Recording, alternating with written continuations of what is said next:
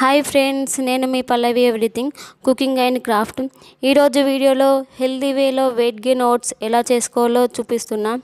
మీకు పిల్లలు ఉంటే వాళ్ళు చాలా ఇష్టంగా తింటారు ఈ ఓట్స్. వీడియో చివరి వరకు చూడండి. టేస్టీగా, హెల్దీగా, స్టిక్కీగా అవ్వకుండా ఎలా చేసుకోవాలో చూపిస్తా. వెయిట్ చేయకుండా వెయిట్ గెయిన్ ఓట్స్ ఎలా చేసుకోవాలో చూద్దాం. ముందుగా 4 డేట్స్, 4 కాజు, 4 బాదం వాటర్లో నానబెట్టుకోవాలి.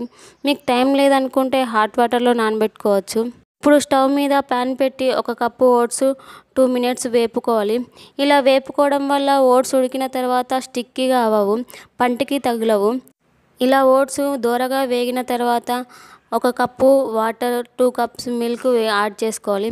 ఇలా మిల్క్, వాటర్ యాడ్ చేశాక మొత్తం ఒకసారిగా మిక్స్ చేసుకోవాలి. ఈ ప్రాసెస్ అంతా స్టవ్ లో ఫ్లేమ్లో ఉంచుకొని చేయాలి.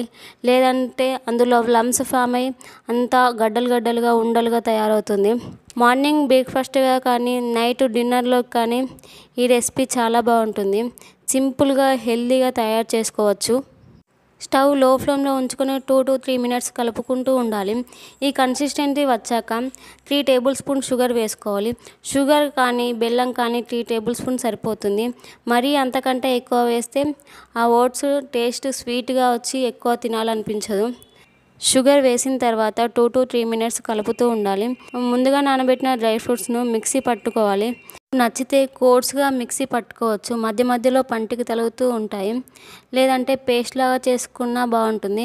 పేస్ట్ లాగా చేసుకోవడం వల్ల పిల్లలు తినేటప్పుడు ఇష్టంగా తింటారు. ఫ్లేవర్ అంతా అందులో మిక్స్ అయిపోతుంది.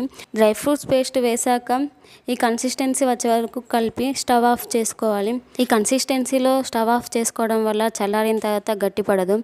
టేస్ట్ చాలా బాగుంటుంది. Healthy and tasty weight gain oats recipe ready. Try చేసి ఎలా ఉందో కామెంట్ చేయండి. Please like and share, subscribe చేసుకోండి అబ్బా ప్లీజ్.